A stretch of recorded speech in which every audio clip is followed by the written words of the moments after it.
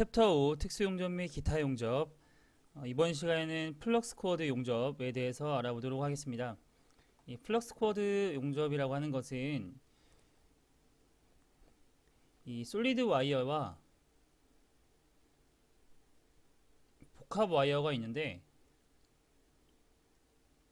이 둘의 차이는 솔리드 와이어 같은 경우에는 그 용재가 그 와이어 안에 들어있지 않은 것을 솔리드 와이어라고 하고요. 복합 와이어라고 하는 것은 용재가 와이어 속에 내장되어 있는 것을 복합 와이어라고 합니다. 이 플럭스 코어드라는 것은 이 플럭스가 용재라는 뜻이죠. 이 플럭스라는 것이 용재라는 뜻입니다.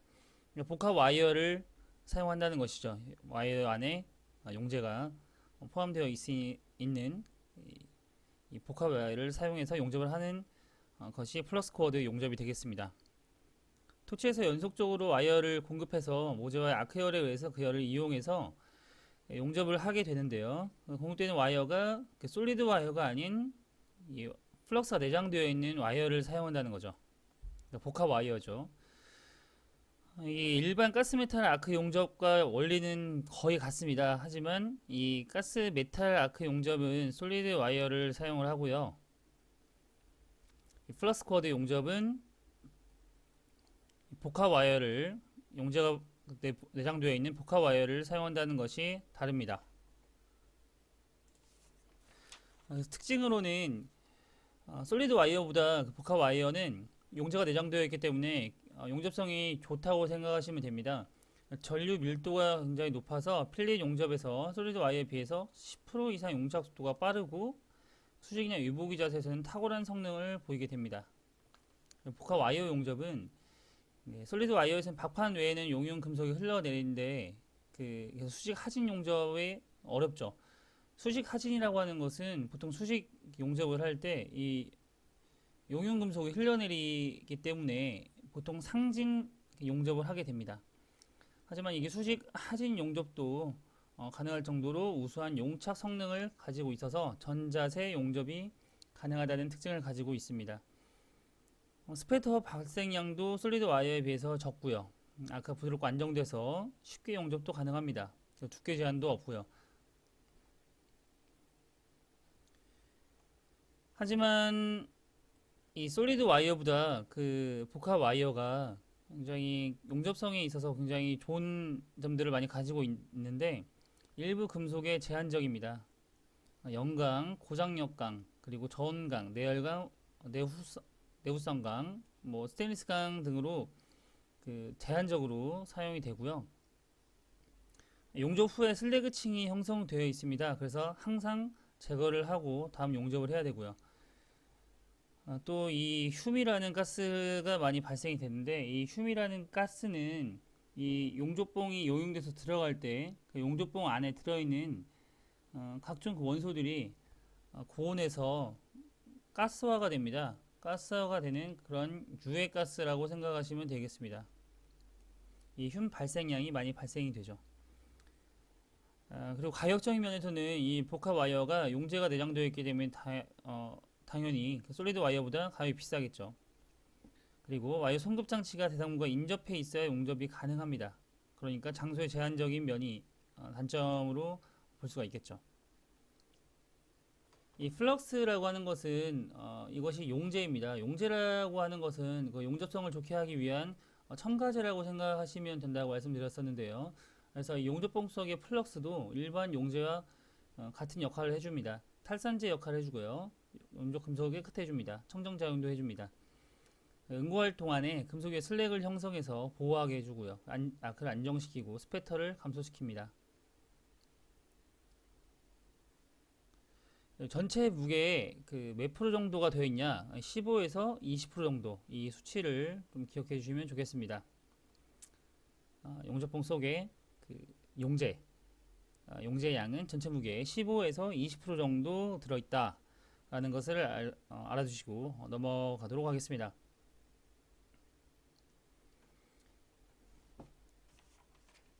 이 플럭스 코어드 용접에는 이 가스 공급 방식에 따라서 두 가지로 분류를 할 수가 있는데요.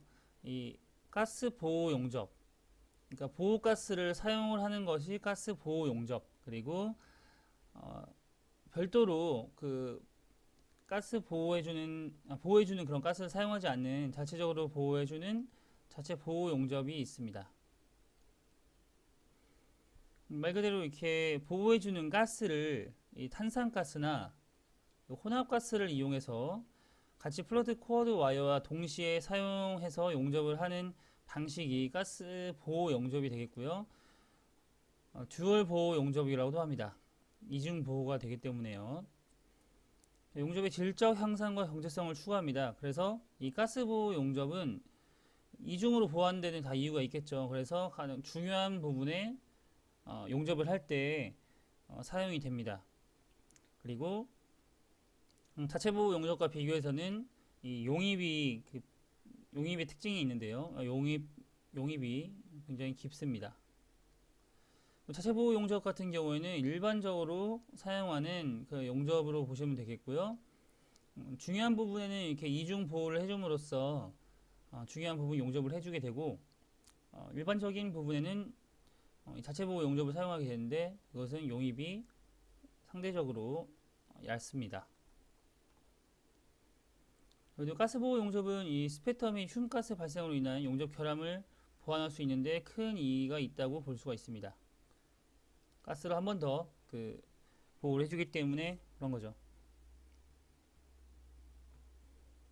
그리고 또 굉장히 중요한 특징으로는 모든 연강이죠. 모든 연강, 저합금강 등의 용접이 가능하다는 거, 이 부분을 꼭 알아두시기 바랍니다. 자체 보호 용접은 앞서 말씀드렸다시피 일반적으로 사용되는 용접이라고, 플러스 코어드 용접이라고 보시면 되겠습니다. 이중적으로 보호하는 가스가 따로 있지 않고 별도 공급 없이 복합 와이어에 용융돼서 연소하는 과정에서 생성되는 그런 가스가 용융재를 보호하게 됩니다. 그러니까 보호하는 가스가 없는 것은 아닌데 자체적으로 나오는 그런 가스를 이용해서 보호를 해주는 것이라고 보시면 되겠습니다. 가스보호 플러스 코어드 용접보다 용입이 다소 얕은 특징을 가지고 있고요. 일반적으로 사용한다는 거 알아두시면 되겠습니다. 그래서 보수 용접 이런 데 많이 사용되겠죠. 보수 용접, 기계 제작, 조선, 뭐 이런 저장 탱크 이런 구조물에도 많이 사용되는 그런 용접 방법이 되겠습니다. 그래서 가스 공급 방식에 따라서는 가스 보호 용접과 그 자체 보호 용접이 있다는 것을 알아두시고요. 가스 보호 용접은 이중적으로 가스를 이용해서 보호를 하기 때문에 이 자체 보호 용접보다 더 비싸고 중요한 부분에 사용되는 것이라고 보시면 되고, 용입은 가스 보호 용접이 더 깊고요.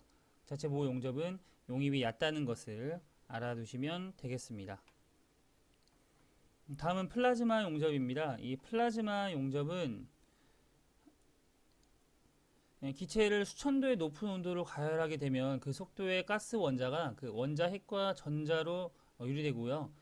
양과 플러스와 마이너스의 이온 상태인 이 플라즈마, 이 상태를 플라즈마라고 하는데, 이 플라즈마를 이용해서 열로 만들어서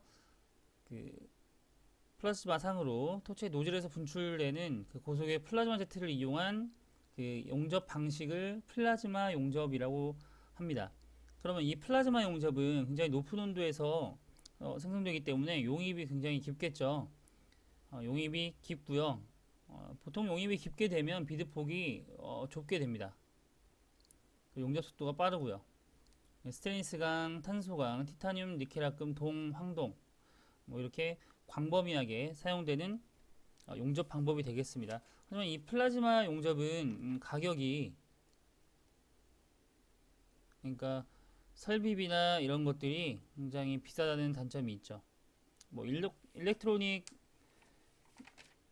그런 용접이라든지 뭐 서브머지드 이런 거와 같이 설비가 굉장히 많이 들어가는 것들과 같이 플라즈마 용접도 마찬가지로 가격과 설비비에 있어서 굉장히 단점을 가지고 있습니다. 다음은 일렉트로 슬래그 용접입니다. 이 일렉트로 슬래그 용접은 이 키워드가 있는데요. 단층 수직 상징 용접법입니다. 단층 수직 상징 용접법. 상징 용접법이라고 하는 것은 위로 올라가면서 용접을 한다는 뜻인데요. 여기 이 부분에 특히 원판의 용접에 적당하고요. 1m의 그 두께 그 강판을 연소 용접이 가능합니다. 여기 순행 동판 있죠? 이 부분 순행 동판의 용접부의 양편에 부착을 하고요. 요용된 슬래그 속에서 전구 와이어를 연속으로 송급을 하면서 위로 올라가면서 단층으로 용접을 하는 단층 수직 상징 용접법이 일렉트로 슬래그 용접입니다. 그리고 단층 수직 상징 용접법 이 용어를 꼭 알아두시기 바랍니다. 일렉트로 슬래그 용접은 특징으로 관 두께에 관계없이 무조건 단층으로 상징 용접을 합니다. 관 두께가 두꺼울수록 경제적이고요. 용접 홈에 기계 가공이 필요하고 가스열단 그대로 용접할 수 있다는 장점을 가지고 있습니다. 용접 장치가 비교적 간단하고 취급이 쉬워서 고도의 숙련을 요하지 않습니다. 용접 속도는 또 자동으로 조절되기 때문에 숙련을 요하지 않는 거죠. 하지만 이 부분에 그 모재가 이 부분에 이제 고정이 되려면 굉장히 조립이 정확해야 됩니다. 이동용 냉각 동판의 급수 장치가 필요하고요. 급속히 온도를 내려야 하는 그런 급수 장치가 필요한 거죠. 하지만 이 스패터 및 가스의 발생이 굉장히 많이 나오고 용접 작업 시에 바람의 영향을 많이 받습니다. 이 바람의 영향을 많이 받는 게 또 어떤 용접이 있었죠? 이 이산화탄소 용접, 그러니까 CO2 용접이죠. CO2 용접. CO2 용접도 그 바람의 영향을 많이 받아서 풍속 2m/s 이상에서는 방풍 장치가 필요했었죠. 이산화탄소 용접과 같이 이 일렉트로 슬래그 용접도 바람의 영향을 많이 받습니다. 수직 상태에서 60도에서 90도 용접이 가능하고 수평면에서는 45도에서 90도 경사 용접이 가능합니다. 용접 속도가 굉장히 빠르고 능률적이고요. 용접부 변형이 거의 없고요. 스패터 흉 발생도 이제 그 다른 이 앞서 말씀드렸던 그 플럭스 코드 용접, 이산화탄소 가스 그 용접과 같이 스패터 흉 발생이 많습니다. 그런 단점이 있고요.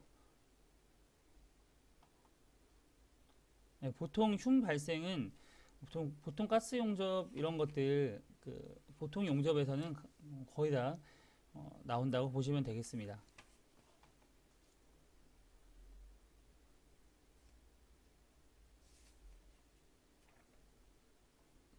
이렇게 해서 그 일렉트로 슬래그 용접과 그 플라즈마 용접, 플럭스 코드 용접이라는 용접을 배워봤는데요. 여기서는 어떤 용접에 대한 특징인지, 이 특징은 어떤 용접에 대한 설명인지를 고를 수 있게끔 공부를 해두시면 되겠습니다.